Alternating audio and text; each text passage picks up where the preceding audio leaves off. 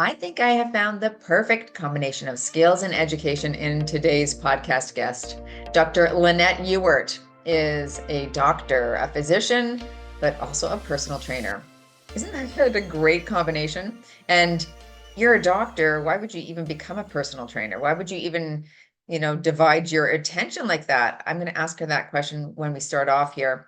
But today we're also going to talk about chronic pain, and she's done a lot of different coaching and podcast calls on this topic. So I'm really excited to talk to her about that because I know that some of you listening today struggle with chronic pain, and I know that there are things that you can do about it. So let's welcome today's podcast guest, Dr. Lynette. Dr. Lynette, thank you for coming on the podcast today. I am very intrigued by your letters behind your name because not only are you a GP, but you're also certified in personal training. Like, to me, I think that's what I do. That's enough of a job in and of itself, but now you're also a doctor on top of that. So I would love to know how that all came about for you. It became about because of my own journey with strength training and a genuine need to get the patients that I was seeing experiencing some of the life-changing benefits of getting stronger. It really was about strength. And I only really discovered, I have to specify barbell training because it really was moving to barbell training where the magic happened, I would say. I only got into it like a lot of people because I was trying to manage my weight, getting closer to 40 and starting every January dieting. And I came across a book, which I still recommend to people now, called Thinner, Leaner, Stronger by Mike Matthews. Amazon sent it to me, and it talked about the benefits for women of doing heavy strength training. And I read it and thought, okay, I've been wasting my time with workout DVDs and faffing around doing various little things in the gym that really weren't very meaningful, that weren't training, I would now say. So I picked up a barbell, and after about 4 months was hooked because of the changes that I felt more than anything, but then what I started to see. And after a period of time, I hired a coach because I was really enjoying getting stronger. And it was by having good coaching and listening to her stories from her other clients. She's in Baltimore, she's not here in the UK. I kept thinking, if only you were around the corner, you could really help some of my patients. But eventually thought, that's never going to happen. I'm going to have to become that coach if I want people to really believe that they can engage with this. And here I am, 10 years on.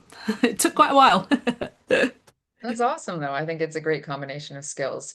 That was similar to my story too. Well, not similar, but I used to be a counselor, and so I saw that how much fitness, and when I would recommend that to my clients to incorporate that for alleviation of depressive symptoms and anxiety and work, uh, and then I'm like, oh, that worked really well as a combination. Maybe I should become a trainer as well. So I see things through the lens of psychology, and yeah, so it's kind of neat to have those skills. You said training, and you just I kind of put it in quotes here on my paper because there is a difference between moving daily, moving your body, getting that physical fitness in, and then also training specifically for X, Y, and Z. Can you talk a little bit about what you mean by maybe the benefits of simply moving your body versus actually dialing things in more specifically and adding this training in? I explain it to the ladies I work with as training having a specific goal in mind. And that doesn't necessarily need to be that you're going to compete in a competition. I've not competed in anything at all, but it has a purpose. And therefore, everything that is within that training program is hopefully geared towards that purpose of achieving that goal. That's not to discredit exercise by any means. I don't want anybody to confuse that. I was exercising regularly when I discovered barbell training. But what that to me was doing whatever I felt like doing on the day to get a bit out of breath, feel like I'd done something, tick it off. And that is still incredibly meaningful.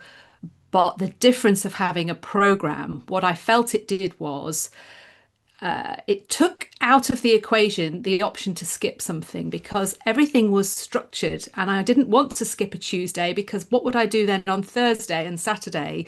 And that kept me bought in, and I'm still convinced that's why I was able to get such great results in a relatively short space of time. So I think the differences are very important, but both have value. Differences did you see? The thing I was looking for more than anything was to be able to manage my weight. So that was what I was looking for. What I didn't expect was the confidence in my ability, the confidence to pick up heavy things and move it without hurting myself. And I know that's a big barrier for a lot of women, sometimes when your joints hurt already to begin with. I didn't expect to look as different as what I did. So initially, I found it easier to manage my weight, and I've never had a significant weight problem. I don't want to pretend that I haven't got a story where I've lost a huge amount of weight, but it's just that grind that we all have of keeping in the same size of clothes. And I just found that actually targeting my food around my training gave me quite a lot of freedom to eat within a structure without this, oh, just lower is better, that mentality that we've all, those of us, born in the 70s and 80s seem to have internalized. So I was leaner.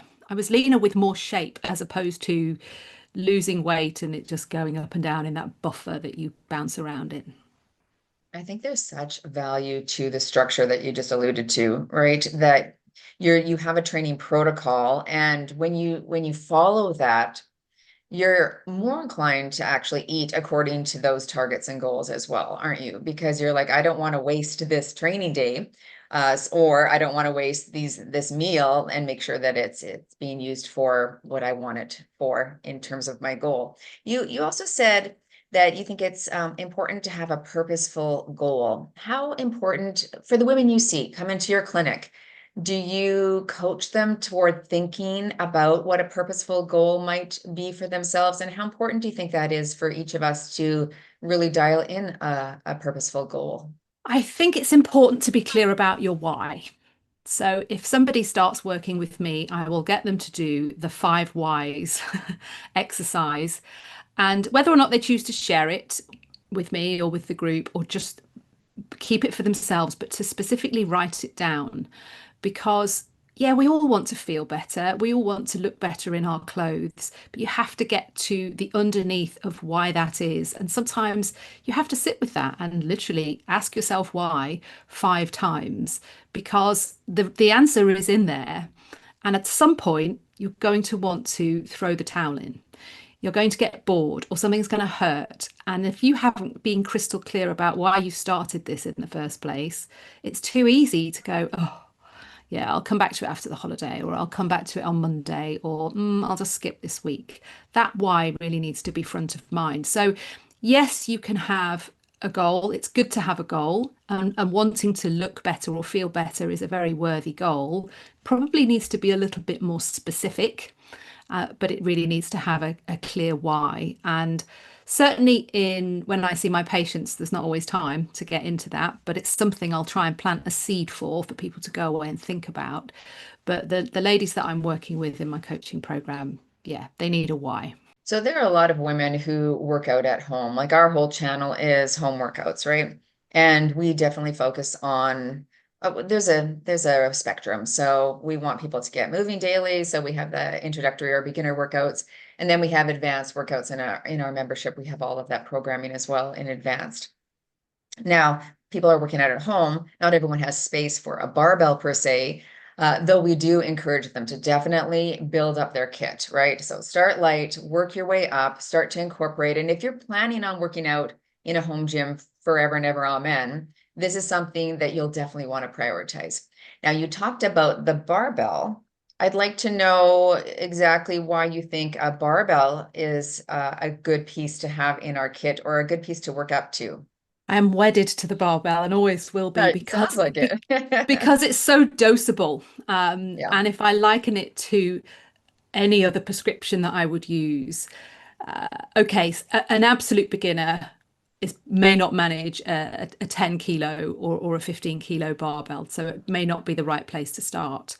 And if you are a complete beginner, then absolutely working with what you've got at home is a very credible place to start.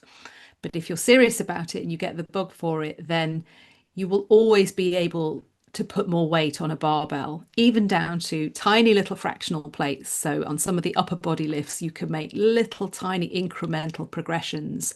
And that's the joy, is being able to see in your training log the weight going up and look back and go, wow, look where I started. So I think that's really the reason why I have become so dedicated to barbell training. But I 100% recognize that it won't be for many people. And I think part of my journey as a coach has been recognizing that. And actually, I think I'm better placed with absolute beginners who are nervous because of medical problems, injuries, some sort of limitation. I've actually ended up focusing more on that part of the community. And there are better barbell coaches than me, who could give you much more precise barbell training than I could. I would agree with that, definitely. Well, and I think the demographic of people who are true beginners who have not been doing anything, like it's higher than those who really, will have access to barbells or want to incorporate that. Like that is probably our biggest demographic. And yet I love the plan and the structure of challenging yourself and calling it training for a purposeful goal. I think that's really important because we can flounder, can't we? It's really Mm. easy just to go, well, this is enough, this is okay, and I'm just going to stay here. But what do you think challenging oneself with even weight amounts can do for our confidence and even for our health? Oh, it's phenomenal. And nothing gives me greater joy than a client saying to me, I can't believe that I did that. And people surprising themselves about what they're capable of. And for some people, that might be getting up off of the floor unaided first time because they've been Mhm. training that.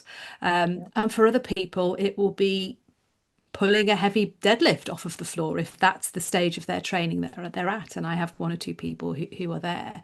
But Mhm. challenging yourself is so important. It's so easy to just put it to one side when things get busy. I get that. I've got kids, I've got several jobs, and it would be very easy to just put something down like my training or even meal planning when everything gets busy. But again, you have to remember why you're doing this, why you started, and challenging yourself to just go a little bit more each time. Even if your rate of progression is very, very gradual, I would say. You don't have to be hitting personal bests every week or every month, but just knowing that you're still working a little bit in a little bit of a higher intensity than you were perhaps the month before. That's enough. If that's the amount of challenge that somebody can manage in that period of life, great. But keeping it going, keep ticking over and not stepping off the treadmill, metaphorical treadmill, anyway, completely, I would say. We've all had moments of setbacks. We get an injury, something happens, maybe it's a season of life that we're going through, an illness, some sort of diagnosis can cause these setbacks in us. I'm wondering what you have done. Maybe perhaps let's maybe just backtrack here. What has been a personal setback that you've had that you've overcome and found that your structure, your discipline, your motivation in your training has sort of helped you get past that? Oh, goodness, there's so many to choose from. There's the physical side, there's injuries. I, over the last decade, have had my fair share of injuries. As human beings are, some seem to appear out of nowhere. Others, you do something ridiculous, and it's usually something outside of the gym. You move something, a Yeah, piece of you make a furniture. bed and the sheet clicks your neck. Yeah. Yeah. And that's where I would say, having had good coaching and my coach's voice in my head saying, well, you've still got two good legs. So what if your shoulder hurts? You can work That's around right. it. It comes back to me every time, and not pushing through because it hurts and thinking, well, because that's not great either. So finding the right dose when something hurts. But then when life has got stressful with other things, I have an autistic son who poses challenges getting him through the education system at times, and it feels as though I'm stretched so thin that need to be all over the place. But what you have to do at times like that is get out of your head and use your body. because you can ruminate and think on things and turn yourself from a level 7 stress to a level 10 stress without even having to work hard at that. And so doing something physically challenging in that moment, it might take half an hour. All the stress isn't going to be really any different in half an hour's time, but you really can make yourself feel differently when you've got out of your head for that half an hour. And I like to use heavy weights for that now. Heavy for me, or sometimes even dialing that down a little bit so I haven't got to concentrate. But it works. It works every time. I would say going for a walk works really well as well, but that's harder if it's pouring down and grey and howling wind, whereas actually I can pick up some weights whatever the weather. Why do you think that works? I feel like it does too. Like when I have a good heavy session, I'm just like, damn, yes. Maybe it's the belief that we can do hard things, that we can move through challenging workout. So ergo, we can move through a challenging life situation. Yeah, I think so. But I also think there's some physiology behind it as well. I think when you're building layer upon layer of stress, you're putting out adrenaline left, right, and center. And I see very stressed out people come in that need to be signed off of work for a period of time, and they're just running on adrenaline, and it's keeping them awake at night. You've got to do something with that. You've got to dissipate it somehow. Use your body, and runners will run and say it clears my head.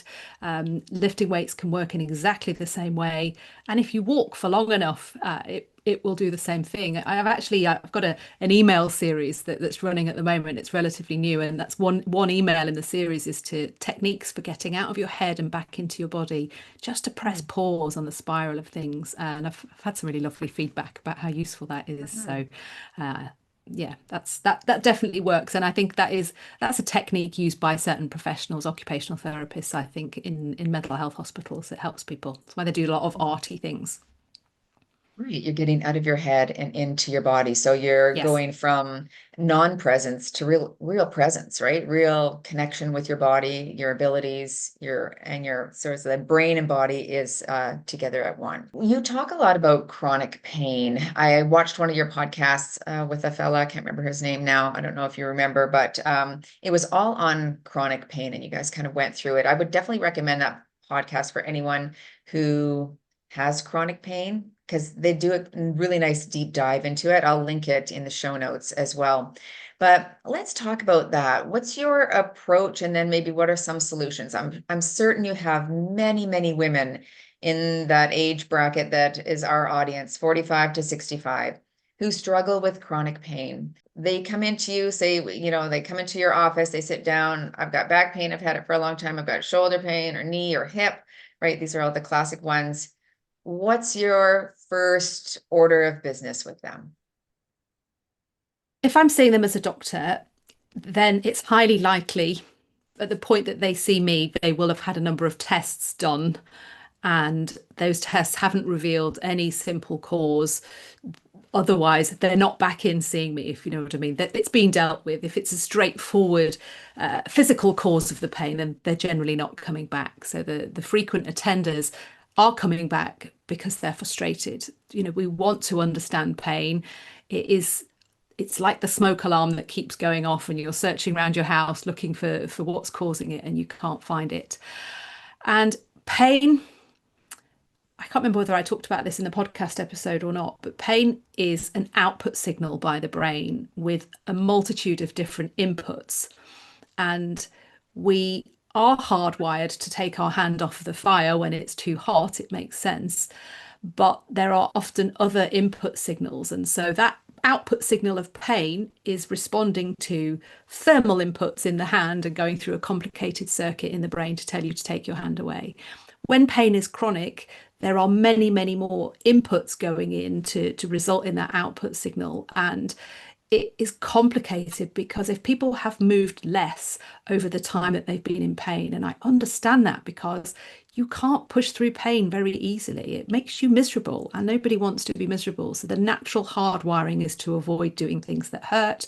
But as time goes on and we avoid things longer, we decondition. Our range of motion will sometimes then decrease, and the threshold at which pain starts seems to get lower and lower and lower. So there's quite a lot of retraining needed to understand that you are probably not doing more harm by leaning into that pain and gently just doing that every so often can often result in that range of motion gradually building back up as the tissues recondition. But that takes a lot of trust and confidence to trust your body. And often people struggle to trust their bodies because they feel let down over a long period of time, to know that you're not making something worse. And to be able to do that in, I use the term loosely, the right way, because there are plenty of people who will tell you you're moving wrong or you're doing this wrong. And we get into this binary system of thinking, well, I must be doing something wrong because it hurts, when actually the pain signals have become quite confused and complicated over this long period of time. So I think it's really important that people recognize where there's some emotional inputs going in as well. I've had a painful hip, full enough, for a year, and finally got went along and requested an MRI scan, only to be told it's normal. There is nothing to explain this after 1 year of hip pain. And do you know, I'm not surprised. Is there some degree of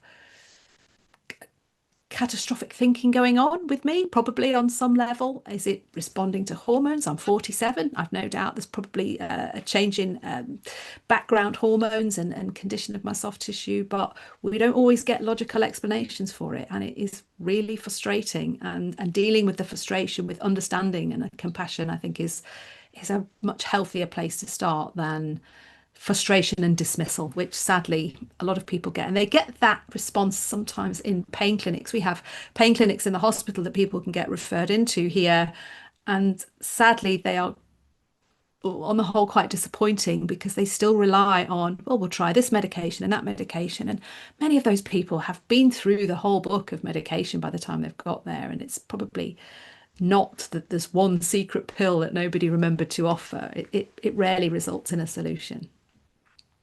My mom told this story to us many times, but when she was pregnant with my sister, she had to have that baby by cesarean. And so her healing took a lot longer than with my other sister and I. Anyway, so she said she was hunched over, bent over and walking very carefully and in pain. And so she went to the doctor, what was it, 6 to 8 weeks after delivery. And the doctor took a look at everything. And my mom's like, oh yeah, I'm in just so much pain. It's just hard to stand straight. And the doctor took a look and said, no, everything looks great. You're fine. She's like, oh. And she said she stood up straight and walked out of the office. And it's just funny because you just mentioned so often it can be our brains, interpretation of what's going on that can really hinder us. So how do you determine whether it really is a physiological pain or a psychological pain? What's that conversation look like with your patients? Well, I always start by explaining that all pain is psychological to an extent. And if you take the brain, the control center, out of the picture with a general anesthetic, you can perform an operation, and it helps people to realize that something being in your head does not mean imagined. That is not the same thing. All pain is perceived and interpreted through our brain, for all of us. But what we believe about it has a huge impact on how we hold ourselves, what we will do, what we will prevent ourselves from doing. And as you've just illustrated perfectly with your mum, that it really matters what we believe about ourselves. And I think we have a crucial role as health professionals in that, because we can do a lot of damage telling somebody, oh, you've hurt your back, it's probably a disc problem. Off you don't go lifting anything heavy, without defining what heavy is or what lifting is or what does that mean. You can put somebody into a prison effectively for the next few weeks, so they don't know what they can do and they're so scared of making anything worse. So I think, I stand by that. All pain ultimately is psychological. It's just the inputs going into it are quite variable, and the degree to which emotion and belief contributes it depends. It depends on a day-to-day basis. I've used the hangover example quite often with people. I mean, I don't drink much alcohol these days. It's too uncomfortable the next day. But in my younger years, I've had a lot of fun with alcohol, but did I ever get a serious hangover on holiday? No, I don't remember it. I was always able to get up and enjoy my holiday the next day. But I've no doubt that the inputs were quite similar to my brain, and the poor sleep and the dehydration that comes after a lot of alcohol. But you're on holiday, you're feeling good, there's no demands on you the next day, so you're able to just kind of breeze through it. Transfer that to a Monday morning and it's raining and it's grey and you've got a rubbish day ahead at work, then that hangover is going to be felt much more acutely than it would have been, on a Monday morning in Spain on a sun lounger. So again, it just helps people to relate to how much power our brain has over how we feel on a day-to-day basis. And that's not to minimize it. That is absolutely, it's valid. It's Mhm. hugely valid. I think too, this must be somewhat personality based or even, triggered by early childhood trauma or environment or circumstances that we've had all our life growing up, and how we then deal with pain. Like we can have pain or we can have pain with suffering. Right. So there's a difference between that. And one of my therapist friends said that once, and I thought, yeah, that's really interesting. I felt like I actually did that with the birth of one of my children, going back to birth stories, is that I wanted everyone to know how hard it was for me. And so I screamed and cried out loud. And then It after is I hard learned, work. oh, of course, I'm not diminishing that. I just actually told my son and his girlfriend that the other day. I'm like, yeah, it's like the hardest thing I've done in my life. It hurts. But anyway. But I could definitely differentiate between that pain, having pain and living with that, and then having pain with suffering and really suffering from it. And to me, that is definitely the psychological aspect of it. Can you speak to that? Yeah, I agree. And I think it's the story that we tell ourselves sometimes about what's going on. So there is always the event, and then there's the story that builds around it as to whether you were in control or whether you were a victim, whether it was somebody else's fault, what the consequences of that were. There was an interesting piece of, I wouldn't say research, but there was an article that I read talking about long COVID, and we obviously within our NHS, a lot of staff were exposed to COVID very early on and were not able to perhaps return to work on their full duties. And there was a lot of anger in some healthcare workers around that. The article that I read was implying that the anger people were feeling about decisions that were made that prevented that firstly led to them getting ill in the first place and then prevented them from going back to work may have been involved in their continued suffering that was going on and perhaps feeding into long COVID. And I remember reading it and thinking, this is not going to go down very well, but I can see that the anger that is contributing to the continued suffering and maybe the barrier in for some people getting back to work. I think there's some truth in that, and I think I've read a lot around this topic. There's people who've researched it. Gabor Mate talks a lot about the link between childhood trauma and later life illness, and then there's the very famous book The Body Keeps the Score by Bessel van der Kolk, and I remember reading that for the first time. I'd been working in my practice for probably about 7 or 8 years, and so many patients were coming to mind as he was describing the effects of trauma on the physical symptoms that came and presented later in these people. And I thought, yeah, it's out there, but I think you have to have a number of years of experience of working with people to be able to truly see that, and then even begin to raise it compassionately and have people perhaps look at themselves a little bit differently. It's definitely a Mhm. sensitive area to go treading around with people. Yeah, because it really puts the ownership back on the person and the work that they have to do, right? Yeah, yeah, and that's not easy to think that No. you might have a hand or perhaps have a role to play in your continued suffering. I certainly might bristle unless somebody trod very carefully in broaching that with me if I had something that wasn't getting any better. It is very sensitive, but it can be done. It can be done with the right patience and respect and compassion. In that podcast that I have already referred to, which again, folks, I'll link below so you can have a deeper dive. But you mentioned trauma and stress feeding into inflammation. So, how can clinicians distinguish between pain driven primarily by that physical cause versus unprocessed emotional ones. So I know there was you talked about rheumatoid or arthritis and reference to study. So I know at the time you didn't know what the study was, but I looked it up. I think I found the right one. But here's the stats. It just talked about how many female to male ratio of people who develop rheumatoid arthritis compared to men. And the stat was female to male ratio of approximately 3 to 1. So about 3 women diagnosed for every 1 man. And below age 50, the disparity is even bigger, 4 to 5 times more likely, but it narrows around 2 to 1 in older age.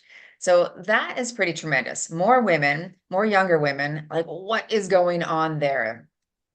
Yeah, I know Gabor Mate has spoken about this quite extensively and has certainly looked into the data more than me. But I've observed what he's described in populations that I've seen, and you can't ignore the disparity of female to male ratio of people that you see. I guess my personal view is women carry a lot more of the emotional load. And speaking Mm. as a mum, Yeah. it's not that men don't do it. I've got a great husband, brothers, a dad, Yeah. a son. I have it's not that. It's just they are wired differently, and I think that women end up carrying a lot of other people's emotion, especially when they're a parent and even to the wider family, and that takes its toll by the time you hit midlife. You may be mid-career, you're often sandwiched between older parents and maybe teenage children, which bring their challenges, and your own health is changing. And I think you hit this intersection of so many different avenues of life pulling on you in different directions that it can create this perfect storm of chronic stress that you've sometimes, just like the proverbial frog in boiling water, you've just not even noticed the temperature going up. People talk a lot about inflammation and chronic inflammation, and the bit that I struggle with, I think, as a doctor is, and certainly the system that I work in, we don't have reliable means of measuring that. They may do it more reliably within research studies, but when I order a panel of bloods on somebody and look for markers of inflammation, often they're quite normal, but there are probably many more sophisticated, expensive lab tests that are perhaps being drawn upon in research. So it gets talked about a lot, and part of me goes, yeah, I'm guessing that this is causing lots of inflammation, but I can't evidence that as I could evidence an anemia or a diabetes test or something that's more readily available. But it makes sense when you understand the physiology and the consequences of that and how it manifests in our bodies. I was just thinking, I asked my husband the other day too. I said, do you like we are empty nesters now? There's 3 kids gone. I said, do you think about the kids every day? And he's like, not, no. And That doesn't I'm like, surprise me. yeah, I'm like, I do every day, all day. Like if I'm not avid or actively working in my business, I'm thinking about them and, wondering how they are, if this situation has, panned itself out, if they're feeling lonely, if they're happy enough, like, so the emotional load that we carry is quite heavy, as you said. And you're right, that can make a big difference into that just internal dialogue constantly going around and around and around and around, right? It's like turn the brain off for one moment Mm, here. mm. So there must be some solution that we can begin to move toward. It's because no one wants, rheumatoid or arthritis or MS or, other diseases that are inflammatory diseases. We don't want those. So what can be done? What can we do?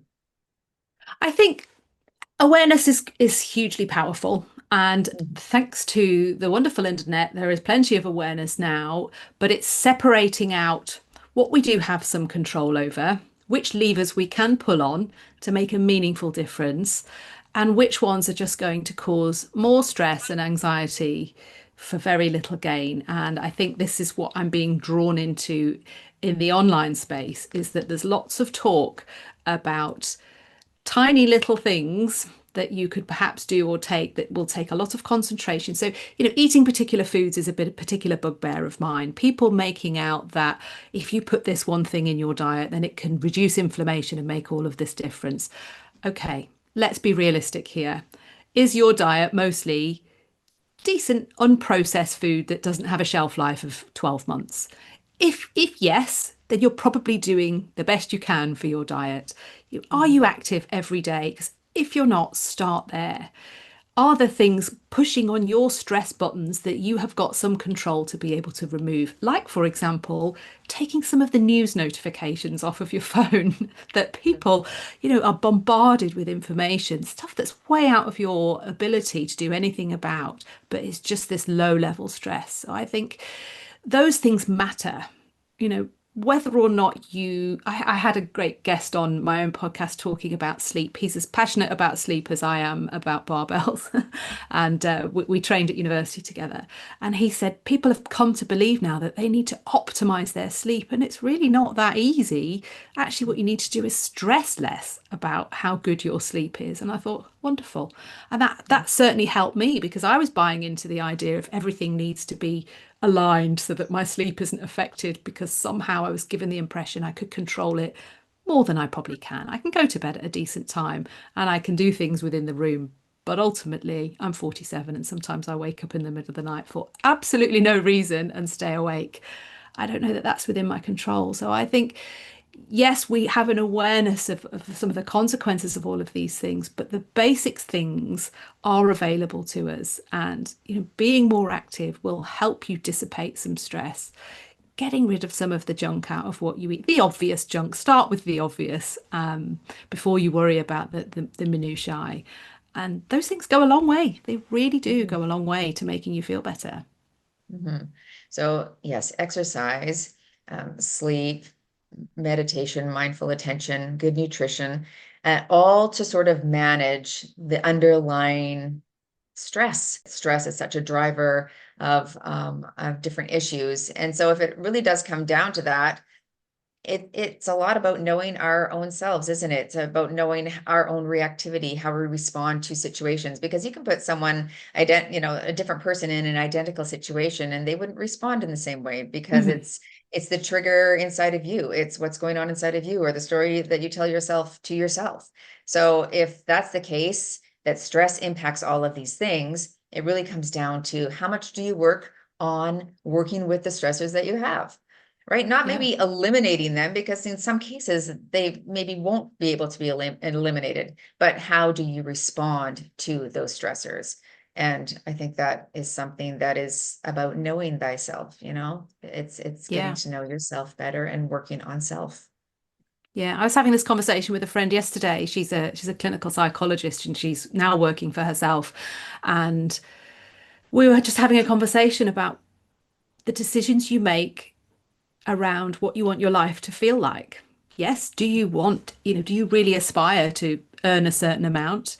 And are you making decisions that align with that? Or actually, do you want to have time for hobbies and to be able to see people at short notice, or just take a walk when you feel like it? And are the decisions you're making aligning with that? Because those things need to be in balance, but you have to pause long enough and zoom out on everything that you're doing to make sure you're not just being swept along. And certainly I know certain career paths can just have you moving on and chasing the next metric before you've even gone, oh, actually, I'm not sure I wanted this in the first place. I've seen this with people who will buy things in the belief it's going to make them feel better, and they haven't actually asked how it's going to get them to feel better, whether they're buying an online program or whether they're buying a handbag or something that they think is going to make them feel better, but they haven't really addressed what they're feeling in the first place. It's a lot of introspection for sure. Mm. And you just said, how do you want your life to feel? Sometimes we think about what do we want, us to be able to do when we're older, and then we reverse engineer the micro processes. Make sure you're doing this X, Y, and Z, moving daily, lifting weights, this and that, to be able to do this. But how do you want to feel? Like, Mm. feel is a whole different ball game, and it's a whole different set of strategies and things to observe and to look at. And mostly that has to do with looking inside. Mm. Yeah. Yeah, absolutely. And paying notice, I often say to people, a lot of what we do as doctors is pattern recognition. Mm. But to recognize the patterns on a set of symptoms or shopping, spending, you have to pause and zoom out. And those patterns are there. It's just whether or not you've taken enough time to actually look for those patterns. There are many times that a patient will come in at a certain point in the year with a set of symptoms, and you open the record and you go, I said to a lady not that long ago, you were in September last year with this same set of symptoms. What's going on that's leading up to this in September? And she hadn't connected that actually there was something about the pace of life over the summer holidays that was just culminating in all these physical symptoms that almost certainly were a consequence of what she was taking on when the rhythm of her life changed over the summer holidays and the kids being off, and it was probably taking her to the ceiling of what she could manage. That was just pattern recognition, really. There's no great medicine there. No, yeah, again, but an introspective look inside. Mm, To the woman listening right now who maybe is just at that stage, maybe she's just in the listening, learning stage, and she hasn't moved forward with barbell training or strength training or, working with her stressors or any of this. What would you say to that person about the importance of taking a look? Can you afford not to do it for a start? Uh, because something has to change. If you're at the point that you feel this can't continue, then you have to work out what is the next step. You don't have to work out the next 10 steps. You just have to work out the next step as to what you can do to put you in that direction. And that means pausing. And no matter how essential things seem, and I've said this again, when somebody's been pushing back, sometimes I recognize somebody needs some time off work. They've come in and they're stressed out and, they're just a ball of adrenaline. Then I have to point out that something has to change. Sometimes you have to lift somebody out of their situation. And you know what? The sun will come up the next day. The world will keep turning, as we all learnt through COVID. And I know everybody's experience of that was very, very different. But Mhm. it's okay to just stop and pause and take a moment. And it might need more than a day. It might need a few days. It might need a week, and writing stuff down. Just write, just what comes into your head. Don't have to show it to anybody.